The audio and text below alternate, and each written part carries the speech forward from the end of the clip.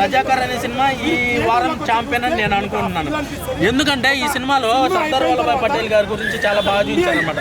సర్దార్ వల్లభాయ్ పటేల్కి అలాగే కాసిం రజ్వీ అనే ఒక ఆయన ఉంటారనమాట. అంటే రజాకర్ లీడర్ అనమాట, ఆయన మెయిన్ లీడర్ అనమాట.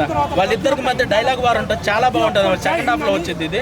అలాగే ఇండియన్ ఆర్మీకి అలాగే దాన్ని ఏమంటారు కాసిం రజ్వీ అనే ఆయనకి, ఆయన రజాకర్ లీడర్, వాళ్ళిద్దరికి మధ్య వార్ ఉంటుంది అనమాట. చివరిలో ఆర్మీకి కాసిం రజ్వీ ఆర్మీకి అది లాస్ట్ 30 minutes ఉంటుంది. ఆ 30 minutes అద్భుతంగా చాలా బాగా ఫైట్ మాస్టర్ చాలా బాగా కంపోజ్ చేశారు. ఎవరో కొత్త ఫైట్ మాస్టర్ ఎవరు తెలియదు. అనసూయ క్యారెక్టర్ సూపర్ ఎక్సలెంట్ గా ఉంది బ్రో, మైండ్ బ్లోయింగ్. అసలు అనసూయ క్యారెక్టర్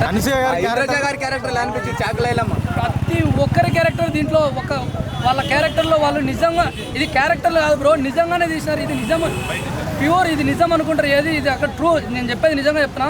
ఇది నిజంగానే వాళ్ళ క్యారెక్టర్లు కాదు, అవి ఏం కాదు. వాళ్ళు నిజంగానే రియల్గా ఉన్నట్టుంది. కళ్ళకు గూస్ బంప్స్ వచ్చినాయి, నీళ్ళు వచ్చినాయి. అసలు నేనైతే ఉండలే, ఒక్క సీట్లో కూర్చుంటే ఒప్పుకోట్టు. చిత్రం మనం చూసాలి, అదే అడగండి. సినిమా అంటే 4 ఫైట్లోకి హీరోయిన్ పెట్టి ఏదో హీరోయిన్ హైలైట్ చేసి విలన్గా హీరోయిన్ చూపించాడు, అది కాదు. ఇది ఎంతో త్యాగాలు. అది తెలంగాణ మనం ఎన్ని రోజులు విన్నాం, తెలంగాణ విన్నాం. ఇప్పుడు మన చరిత్ర మనకు కళ్ళారా చూడాలి, మన బాధ్యత అది. ఇక్కడ మన తెలంగాణ పుట్టిన వాళ్ళం, నేల గడ్డ మీద ఎంతమంది ప్రాణాలు వచ్చింది. ప్రాణాలు అంటే ఇప్పుడే పుట్టిన పసిబిడ్డ నుంచి ఆడవాళ్ళు ముసవాళ్ళు అందరూ ప్రాణాలు వచ్చిన గడ్డ ఇది. బట్ ఈ సిచ్యువేషన్ ఎలా ఉన్నాయో మొత్తం చాలా బాగా తీశారనమాట. సెకండ్ హాఫ్ నాకు చాలా బాగా నచ్చింది. ఫస్ట్ హాఫ్ లో ఏంటంటే ఎక్కువ అమ్మాయిల మీద ఎలా అఘాయిత్యాలు చేశారు, అవి మొత్తము ఆ కాలంలో ఎలా ఉంది అనేది అవి మొత్తము ఫస్ట్ హాఫ్ లో చూపించారు. అమ్మాయిల మీద ఉన్న అఘాయిత్యాలు ఎలా చేశారు ఏంటంటే అవన్నీ నిజమా కాదా అనేది నేను నా వయసు చాలా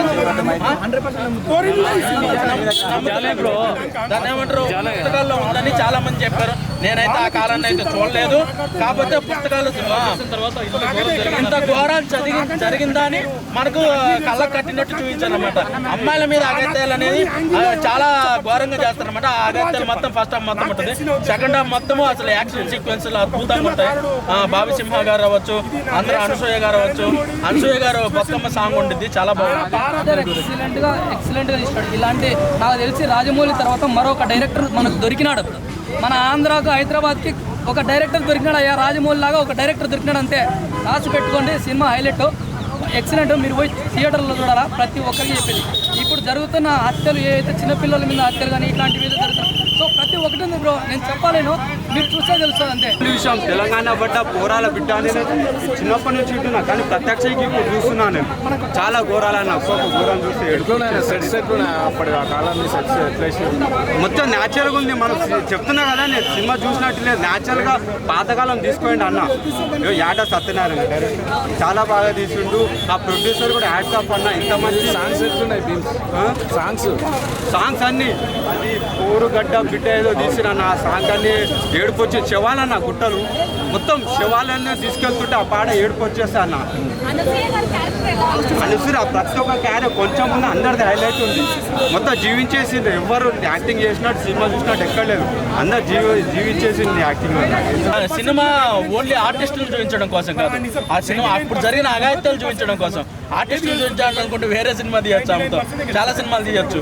ఇది ఏంటంటే ఓన్లీ హిస్టరీ బేస్డ్ సినిమా కాబట్టి అందులో ఒక క్యారెక్టర్, ఆమె ఒక పాత్ర అయినందుకు ఆమెకు చాలా హ్యాపీ ఫీల్ అవ్వాలి. మా సత్యం 24 ఫ్రేమ్స్ ఛానల్ని సబ్స్క్రైబ్ చేసుకుని బెల్ ఐకాన్ని యాక్టివేట్ చేసి లైక్ చేయగలరు, షేర్ చేయగలరు.